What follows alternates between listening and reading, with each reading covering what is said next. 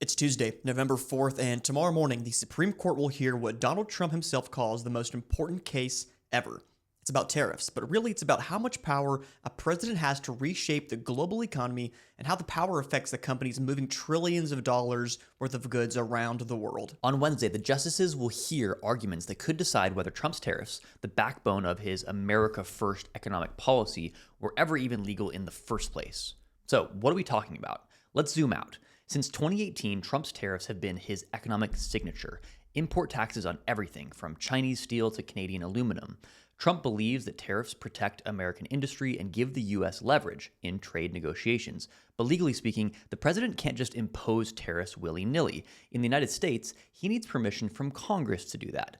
Unless he invokes an emergency power that gives him the authority to impose tariffs on imported goods without permission from Congress. Quick history lesson. The International Emergency Economic Powers Act of 1977, IEEPA, was created to let presidents respond quickly to foreign national security emergencies, things like terrorism, rogue states, or cyber attacks. It lets the president investigate, regulate, or prohibit transactions involving foreign countries or entities after declaring a national emergency. Traditionally, presidents use IEEPA to freeze assets, block transactions, or sanction individuals and organizations, not to impose tariffs. But before Trump, no president had ever used IEEPA to tax imports. But back in 2018, Trump saw IEEPA as a kind of fast lane for trade policy, a way to skip Congress and impose tariffs instantly when he felt the U.S. was being treated unfairly. Here's the timeline. 2018. Trump imposed sweeping Section 301 tariffs on hundreds of billions in Chinese goods. These weren't technically under IEEPA. The White House used other trade laws, but it seems the experience was a bit of a test run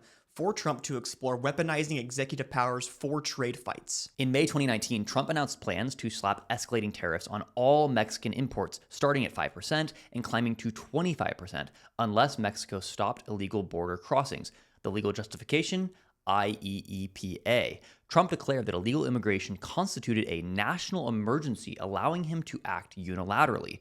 It shocked both Democrats and Republicans because IEEPA was designed for foreign adversaries, not neighbors or trade partners. After a public backlash and a deal with Mexico, he suspended the plan. But the message was clear. He was willing to use emergency powers to shape economic policy. Jump to 2024. Trump gets reelected and upon his return promised to finish the job on trade, claiming America's trade deficits and dependence on China were existential economic threats. By early 2025, his team had drafted a sweeping tariff package targeting imports from China, the EU, and Mexico, citing an economic emergency. And his legal justification, you guessed it, IEEPA. Rather than going through Congress or the U.S. trade representative process, Trump declared that the trade deficit itself was a national emergency and that he was using IEEPA to regulate imports through tariffs.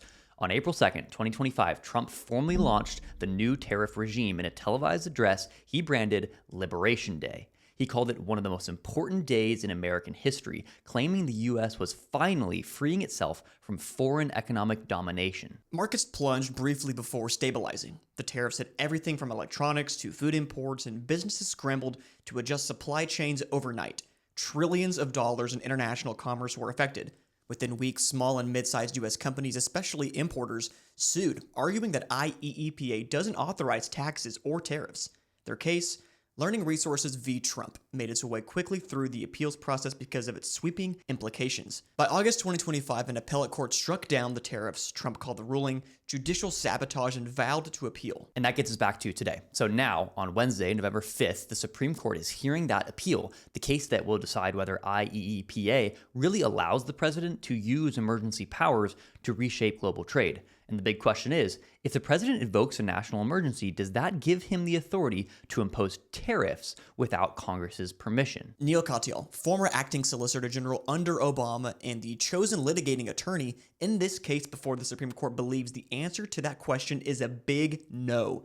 Katyal agreed to represent a group of small companies suing the president in two separate lawsuits after being chosen by, no joke, a coin toss. After a few days of discussion between the parties, Neil Katyal of Milbank was appointed to this role after a coin flip, said Rick Roldenberg, the CEO of Learning Resources, Inc., an Illinois-based firm that sells educational products. At the heart of this case is one word: regulate. Can regulating imports mean taxing them? Trump's lawyers say, yes, tariffs are just one way to regulate trade, and past presidents have done similar things during crises. FDR did it repeatedly using the Trading with the Enemy Act of 1917, the Nixon shock of 1971, Jimmy Carter's Iran sanctions in 79, and maybe the most important of them all, Reagan's 1985 trade embargo on Nicaragua, where he declared a national emergency under IEEPA, prohibiting all imports into the U.S. of goods and services of Nicaraguan origin and all exports from the U.S. to Nicaragua. The key distinction, though, between past presidents' use of IEEPA and Trump, Reagan's use targeted specific foreign adversaries and imposed trade bans or sanctions, while Trump is using IEEPA to impose broad tariffs on friendly nations as part of domestic economic policy. But Katyal and his team say no. Tariffs are taxes and only Congress can impose taxes. In an October brief, they called Trump's approach a breathtaking assertion of power that would generally include an unequivocal grant of authority from Congress to support it. Katyal also points out that the IEEPA never mentions tariffs, and in 50 years, no other president has used it for that purpose. The Supreme Court's decision will be a big one, as the stakes are enormous. A loss could force the government to refund potentially hundreds of billions in tariffs, money already baked into federal revenue forecasts. It could also dismantle what Trump's team calls the tariff switch, his ability to flip new tariffs on and off overnight. For businesses, especially those in manufacturing and logistics, this case isn't just about constitutional theory, it's about predictability. When a president can suddenly impose or remove tariffs using emergency powers, companies have to rebuild their supply chains overnight. And that unpredictability hits everyone. Hardware startups sourcing components from Asia, EV companies relying on rare earth imports, even software firms with data centers built around foreign chips.